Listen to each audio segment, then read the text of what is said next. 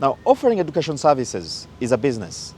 And indeed, there are many that have seen opportunities and good money and wealth investing in this area. Now, of late, we saw the rolling out of a new curriculum, and this ruffled some feathers. But for those that were ready and are keen on innovating and being transformational, this was a good opportunity. And this entrepreneur today seems to be on the opportunity side or seeing side in this new development. The new curriculum that has been designed to draw with the old curriculum, I believe it is the best. Why am I saying so? This new curriculum, it is child-centered and non-teacher centered. It gives a wider range of research that has to be done by a student on his or her own, basing on the fact that it involves a lot of research right from class, outside the class, use of internet, and so many other things. Then when it comes to after class, that is after that hour of maybe between 2 onwards, 2 p.m., you find that learners have a wider range of time, okay? That time, for us here in Good Choice, you have seen the trending videos. We use it for some other business. That is co-curricular activities, skilling the learners. Take an example. For us, we have catering as a skill, okay? That is food and nutrition. You have seen the learners in the FN lab. We have tailoring, we have electrical installation, we have building and construction, we have sweater knitting, we have hairdressing. So meaning that a learner has a lot of time that to an extent that we engage them in such activities or scaling department or side. For us here in Good Choice, we are equipping learners with a lot of skills, very many skills, meaning that they are not going to be job seekers, but rather job creators in the job market. You look at learners of senior 1 up to senior 4, they have a skill, been assessed by DIT, and they are awarded with rather certificates. They are holistic. We produce holistic learners that have been equipped with a wider range of skills, meaning that they are not going to be job seekers after school. And these certificates that they are given, they are in 3 categories. We have modular assessment, we have level 1, that is for senior 1, then senior 4. Then for the side of senior 6 and senior 5s, they are given level 2 certificate under DIT assessments in different occupations. Being that we are employing very many teachers, for us being that we have a dual curriculum, skilling, then arts and sciences, you find that some of the teachers who teach learners arts and sciences, they also go for these skills, okay? Meaning that we also equip the teachers with a number of skills.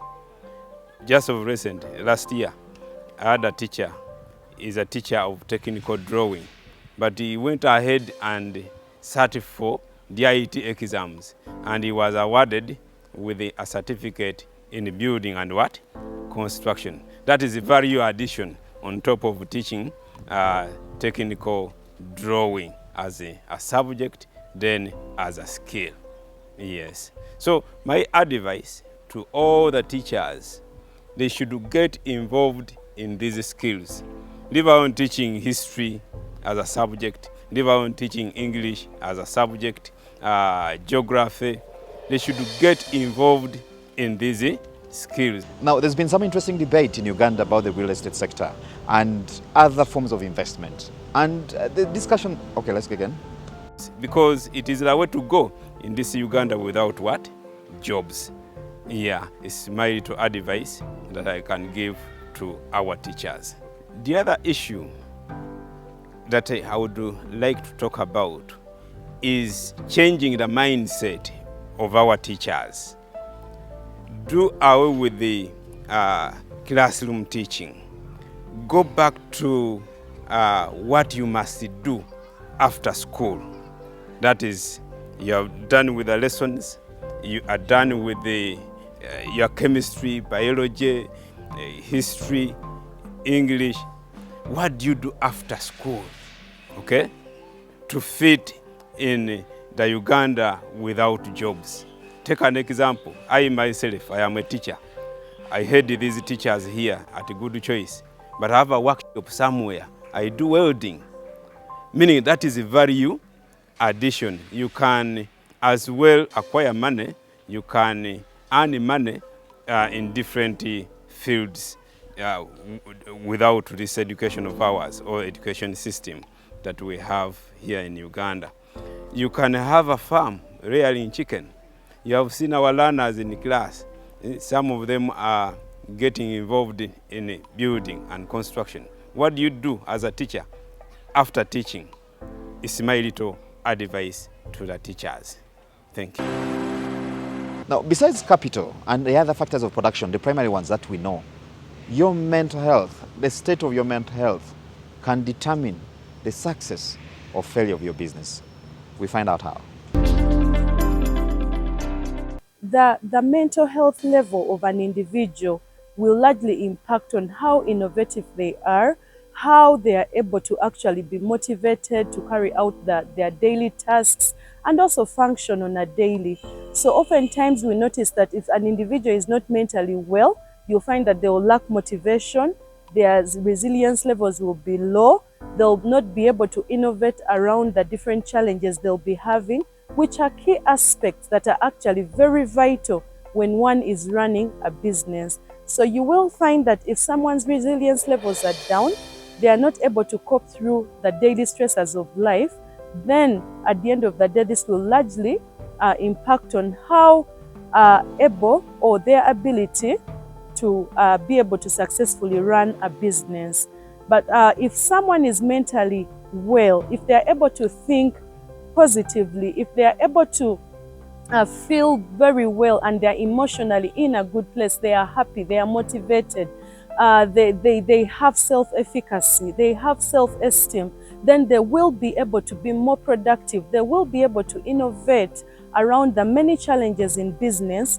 They'll be able to also interact with customers, be able to negotiate around better prices with customers, and ultimately this will impact on their business and they'll be able to have better business outcomes. So it is important to have a mental health check. Could you be going through a mental health issue currently?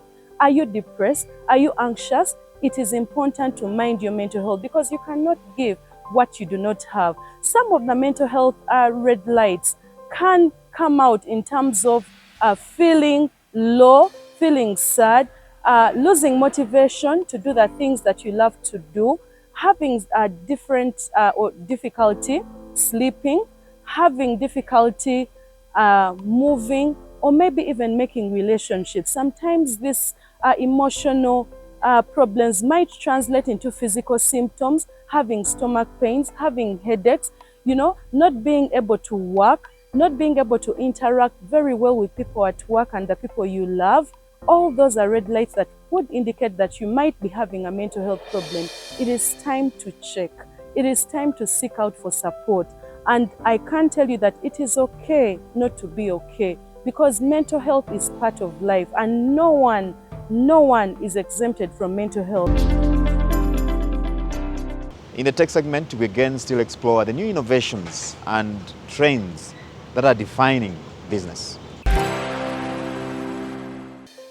Okay, so in this current era and time, I would encourage businesses at any sizes, whether it's small business, whether a growing business, to at least adopt and integrate any technologies into how they can operate efficiently to serve more customers. Because to date, I think it's no longer around only having a household income business, but rather a scalable business. And how you can go about that is, of course, to integrate any small means of technology, whether it even means integrating any bits of artificial intelligence in understanding your customer data, how fast you can interpret it.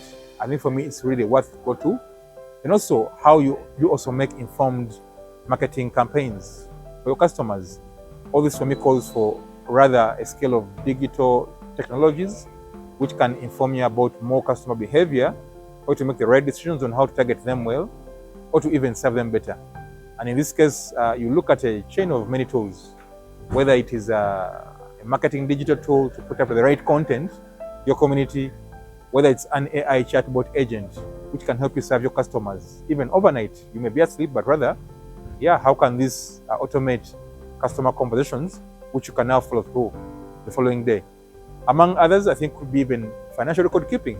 I think also due to our poor behavior and culture, I think to date every SME out there which is looking forward to growing should at least adopt the simplest kind of tool they can use to keep financial record keeping, because at the end of the day, all these are tools which can now help you become credit worthy, to get funding from any potential investors who could be looking out for a potential entrepreneur just as you, to be able to access growth capital. The other elements could be around how we design our products. In a case possible, I think we've seen trends being made for manufacturers around how they're using 3D printers to come up with better designs of their product with simple materials. And also some could be around designing the right processes through using and adopting enterprise business planning systems, from finance to marketing to logistics, among others, because all of these at the end of the day inform a clear supply chain, which informs movement of goods from you up to the end consumer. And if the process is not well thought through, and if it lacks technology, then probably you are doomed for slow growth. That's why for me, I would encourage ideally any company out there, small or big, to begin thinking twice about to adopt technology which can customize its use cases and also operations to improve efficiency for scalability. And how all this translates into monetization is because why we are seeing a trend whereby we have many SMEs, many businesses which can't scale to monetize is because they're serving only a given reach of people within a given location. But then you're imagining having maybe a well thought through e-commerce platform where you can even engage customers beyond your reach, beyond your location. Then it means you can serve more customers out there with meaningful products and services at the end of the day. So, and to note, one of the issues our startups in Uganda are facing is how to monetize and even scale their markets. And partly this is because some of them are either targeting the wrong customers with the wrong products and probably solving the wrong problems for them. So I think for me, the word of encouragement would be that as any entrepreneur out there looking forward to begin a company, they need to think through well who their customer is, to understand their needs. And possibly, while you're building your product, be it a technology, be it a consumable, I think there's rather need for continuous engagement of the loop of customer feedback for you to at least get to understand your customers better, for you to serve them with the best products. And if you do that, I think for me it's a guarantee that you have clear paths to paying customers who can now help you achieve scale on how to commercialize your product with a growing marketplace. Otherwise, I think for me, if you have a right product, then ideally people should be able to pay for it, which means you have to build something people want and need and are willing to pay for. But by having all that thought process factored in, come up with a clear value proposition. Because at the end of the day, a typical Ugandan will only pay for what they need and not what they don't want, which may seem fancy, to have a market at the end of the day. Now, with that, we've come to the end of this week's edition of Man and Market. Thank you for being part of the show. Now, for these and more stories, you can visit our TikTok channel, our YouTube channel, and the website. We have these and more stories, plus the contacts of some of the key people that we speak to in the world of business. Until next time, I've been your host, Charles Boji. Good evening.